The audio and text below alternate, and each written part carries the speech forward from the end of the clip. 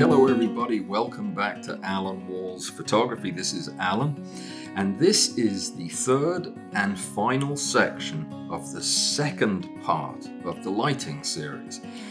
This is the third video talking about natural light, and in this one we're going to focus on macro photography and natural light.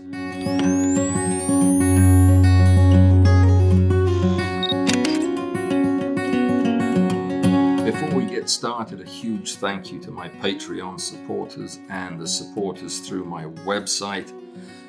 I need your help and I really appreciate having it. Thank you so much. This video is the third section in part 2 of the Lighting for Photography series. All three sections have dealt with natural light and how we work with it. In the first, we talked about brightness, dynamic range, and related matters. In the second part, we talked about color, directionality, and how we can modify natural light. In this third section, we're going to be talking about natural light and macro photography, the special challenges and opportunities that it opens up. Seeing as this was originally one video and is now 3, my shirt is about to change color. Do not be alarmed or adjust your computer or television set. Let's begin. If you've been watching my videos for any amount of time, you know that my approach to macro in the field is often fairly heavily reliant on the use of flash. I'll be the first to admit that. I would also say that natural light macro photography is an order of magnitude more difficult to do well than any macro in the studio or any macro with flash for that matter. I recommend, as I do for all photography, but particularly with macro, is to use manual settings and know your camera inside out. So knowing how to capture a good image when all of a sudden a leaf blows in front of the sun that was illuminating your ant, knowing what you can do in an instant to salvage that situation means you really need to know what your camera can do. Unlike in the studio, where we have the benefit of being able to take hundreds of photographs of an insect and put them all together in the computer, you don't get to do that in the wild. I've seen a lot of videos of people dragging half of their studio out into the middle of a field to do focus stacked macro images of live insects. I suppose it's conceivable that you could do it, but my recommendation is, unless you are photographing first thing in the morning where your insect is asleep or basically torpid and covered in dewdrops, it's not going anywhere. Yeah, okay, if you want to drag all that stuff out there, you could focus stack under those conditions. But if you're out during the day with the sun up and insects active, you're going to have to be a lot more nimble. There are a couple of concrete ideas that will give you a much higher hit rate for your outdoor macro under natural light. The first is, if you don't have one, get a long macro lens. Get a 200 millimeter macro lens, and it allows you to get 2 or 3 feet back from your subject and still get one-to-one reproduction. I do not use objectives out in the wild. I find that my rate of satisfaction with the images is so low, and the requirements for light are so high that it's really not worth the trouble for me. I limit my field macro to using a high quality macro lens, either a 200 millimeter or something around 100 millimeters. The reason for that is you can stay far enough away from the insects that you don't freak them out, and you can shoot to your heart's content without them even knowing you're there if you can hold a separation of 2 or 3 feet. If you're using a 60 millimeter macro lens, you have to be a couple of inches from your insect, and unless they're really stupid insects, they're going to take flight. Unless they don't fly, then they'll take foot. the real key to shooting good macro photography in natural light is being nimble and being aware of your surroundings. There are tricks that will make life easier for you. I recommend settling on an aperture that works for the compositions you're planning to get. Let's take, for example, these little waspy things. I don't know what they are. They can sting, because one stung me, but they were fascinated in this one plant, and they would come around it in groups of 2 or 3. And they're long and they bend in the middles and they have wings that stick up. So they're never in focus. So I just focused on one thing, and that was getting their head and hopefully their beautiful gray, black eyes in focus. And for that, f8 was plenty. I could get the whole head in focus, no trouble. I also know that my camera will start to show motion blur if I have my vibration control set to max. I will be able to shoot down to about 1/200th of a second before I start to see subtle blurring in wings and in antennas. So I try to keep my shutter speed above 1/500th of a second. You know what I don't care about is the ISO, because the camera that I'm using can shoot at obscenely high ISOs with very little noise. So I'll use my ISO to correct my exposure while leaving everything else pretty much the same. And I use manual focus, but I don't use the focus ring on the camera.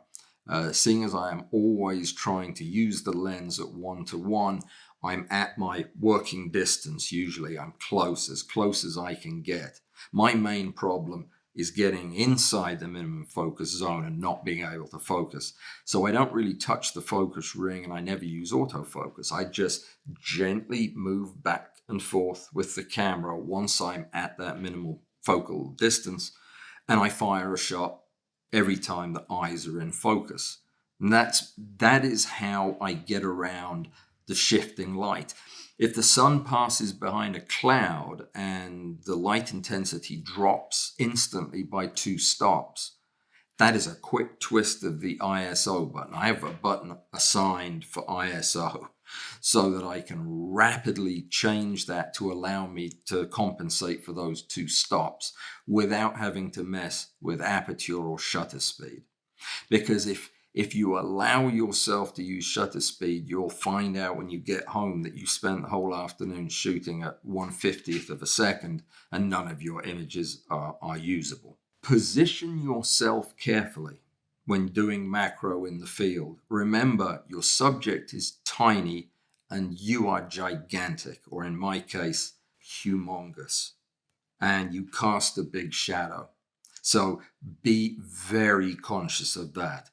I try whenever possible to get the sun at an angle. I don't like really bright, intense noonday sun hitting insects, because inevitably the shot gets ruined by some specular blown highlights on either a limb or the shell of the insect. I carry with me a diffusion panel that I sometimes use, not as often as I'd like, but oftentimes my limbs are all tied up. I usually am using my non-camera hand to stabilize stems or hold leaves out of the way, and I just don't have the ability to move a diffuser. I never use a tripod for shooting macro in the field. I never do. It just seems to me like a wasted effort, in that the issue's not really with camera shake. If you have your shutter speed at 1/500th of a second, you won't notice that. But what you will do is miss shots and scare bugs away and drop your tripod in a pond. And you'll constantly be moving it, shortening and lengthening the legs. It just, to me, has never really proved to be a valuable accessory. On the other hand, I use tree limbs, I use rocks, I use my stomach to stabilize the camera. I don't hesitate to get down on a knee, sit on the ground, lay on the ground, lean over a rock to stabilize the camera. A tripod just seems like a lot of extra work for very few extra keeper photographs. Unlike my friend Pavel, I generally don't carry colored backgrounds in the field. Maybe I should. Again, I think I probably run into problems with not having enough hands. I move a lot when I'm out there photographing. So I don't do that. And I also don't use flags or other artificial methods for blocking the sun. Why do I need a flag when I have a left hand that I can use? And I will frequently block the sun with one hand. If you don't know how to shoot and control your camera's buttons with one hand, it's worth learning. I have a strappy thing that goes on my wrist and connects to the camera so that if I was to slip it, as sometimes happens when it's really hot outside and I'm dripping sweat, it won't hit the ground. Be careful, but learn how to use it one hand. This is one of the ways in which a crop sensor, a smaller camera body, a mirrorless camera could be really helpful. I don't like the pictures as much, so I'm out there with my D850, usually with a battery pack on it, so it's a brick. But I prefer the pictures, so I have to do it that way. But learn how to use one hand. It'll free up an incredibly valuable tool for fixing stems, blocking light, moving leaves, actually grabbing twigs and rotating them to get the perfect angle on your insect. All of these things allow you to use the light the way it is, as opposed to having to, bring your own. There are a couple of different ways that I will shoot in natural light that are quite different from one another, and I use them about equally. It really depends on what I'm shooting. There are some insects that are so predictable in their behavior. Bees and dragonflies being the two. Dragonflies like to return to the same perch where they sit waiting for something to fly by. If I see a dragonfly sitting on a stick, I know if I settle down near it, it'll come back. It doesn't care about me. Dragonflies are fearless. So that's one method that I will use. And that way I can compose the shot from an exposure standpoint and have the background I want and have the angle that I want and know the light is going to be coming in the way I want it and be all set, just waiting to press the trigger when the dragonfly lands, as they will inevitably do. With bees, I'll generally position myself in or next to the flowers that it's collecting nectar from, and just wait, usually framing one or two of the blooms and just waiting for the bees. They will come, and if you're patient, you'll get them in every conceivable position you ever wanted to photograph a bee. For many other things, including my favorite subject, which is jumping spiders, I have to be moving all the time because jumping spiders move all the time. I know where to find them. I know the trees they like and the structures they like. But other than getting me in the general area, if I'm photographing jumping spiders on a tree trunk, I virtually never stop walking around the tree trunk with my face to the tree trunk, looking for motion. They're different approaches, but they both take advantage of the light the way you find it without having to add others. If the light is lower intensity, later in the day, more angled, and I'm photographing spiders on a tree, I know that I don't want to photograph them on the backside of the tree because I'm not going to be able to get the exposure at f8. I'm not going to be able to keep the shutter speed high enough to guarantee I don't get blur. So I don't look on the backside of the tree. I spend all of my time going over and over the part of the tree that's well lit. And that's another tactic that I consider to be taking advantage of the light the way it is. There's nothing more frustrating than finding your subject in a place where you can't get a good photograph. Why do you even look there? Out in the field doing macro, I don't reposition insects. I don't have a problem with you doing it. It's just that I don't. So I plan to take pictures where the conditions are going to be fitting for what I'm photographing. The only other thing to consider with your field macro in natural light is that your lighting will soften colors and compress dynamic range early in the day and late in the day. And that can have a desirable effect on bright insects, but it can make drabber insects look a little flat. Sometimes if I'm photographing weevils, for example, I prefer to shoot them in bright, direct light so that their little hairs and their snouts and everything stand out well or in higher contrast. So bear in mind what you're trying to shoot as well, so that you can select the right time of day and the right weather conditions. Let me try to summarize the really important points from what I've just said. First of all, natural light is always changing. Get in the habit of assessing the light around you, whether you have a camera with you or not. The more aware of the light that you become, the more opportunities you will suddenly find for your photography. Remember, there is no such thing as good light and bad light. There is light, and our job is to adapt to it, to tell our stories.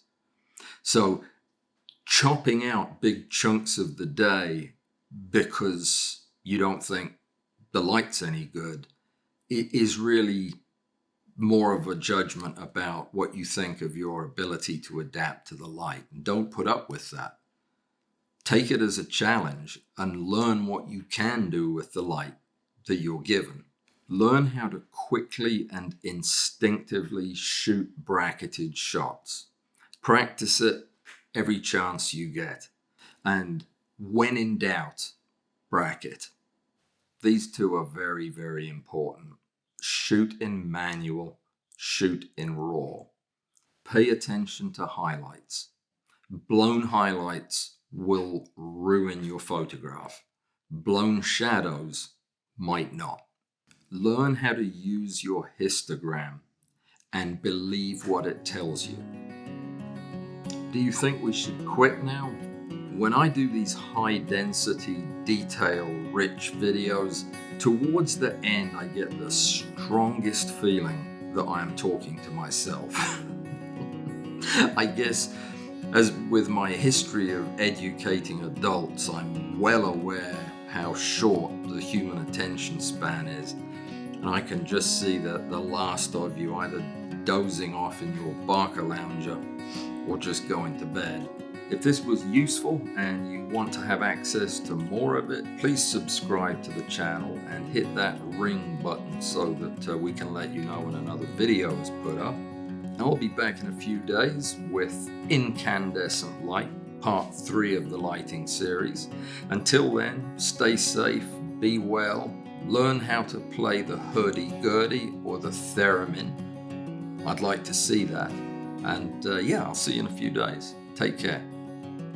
Good day.